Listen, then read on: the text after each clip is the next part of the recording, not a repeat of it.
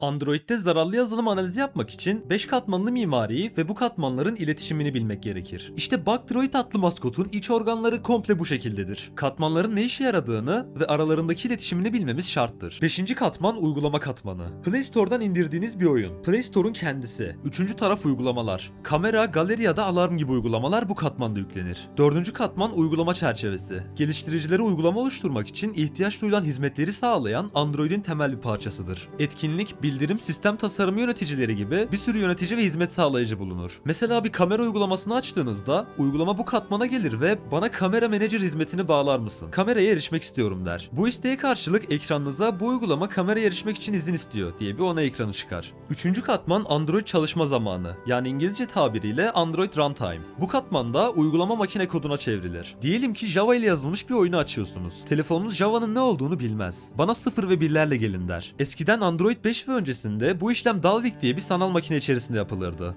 Ancak yeni mimarilerde ART ile yani Android Runtime ile yapılır. Farkı ne diyecek olursanız, Dalvik VM bir uygulamayı kurduğunuzda açmadığınız sürece kodları makine diline çevirmezdi. Dolayısıyla kurulum çok hızlı yapılırdı. Ancak yeni mimaride Android Runtime'ın gelmesiyle uygulamayı kurduğunuz anda arka planda direkt makine diline çevrilir. Dolayısıyla kurulum bir tık daha uzun sürer. Ama bu sefer de uygulama hızlı açılır. Ayrıca bu katman birden fazla uygulamayı çalıştırmanıza da olanak sağlar. Yani bir yandan müzik dinleyip bir yandan da bir şeyler indirmenizi iş parçacıkları halinde yönetir. 2. katman platform kütüphaneleri. Bu katmana 4. katman olan Application Framework sayesinde erişirsiniz. Android'in en ağır işlemleri bu katmanda yapılır. Mesela bir video veya ses kaydetme, Media Framework ile yapılır. Ya da ekranda nereye ne çizileceği, o piksellerin nerede yanıp söneceği Surface Manager ile yapılır. OpenGL ile grafik çizimleri yapılır. SQLite ile veri tabanı oluşturma gibi işlemler bu katmanda yer alır. 1. katman Linux kernel dediğimiz çekirdek katmanı. Burada tüm sürücüler, ses kartı, görüntü kartı, Bluetooth sürücüleri gibi mevcut sürücüler yer alır. Bu bir soyutlama katmanıdır. Yani bunun anlamı her farklı mimaride çalışacak şekilde tasarlanır. Hatırlarsanız kamera örneği vermiştik. 5. katmanda açılan kamera 4. katmandan kamera manager hizmetini çağırır. Bu yapı farklı cihazlarda farklı şekilde olabilir. Ancak 4. katmandan 1. katmana doğru inerken, tabi arada 3. katmanda ART ile makine koduna dönüştürülecek ve 2. katmanda platform kütüphaneleri görüntü işleme için hazırlık yaptıktan sonra bu katmanda yaşanan süreç neredeyse her cihazda aynıdır.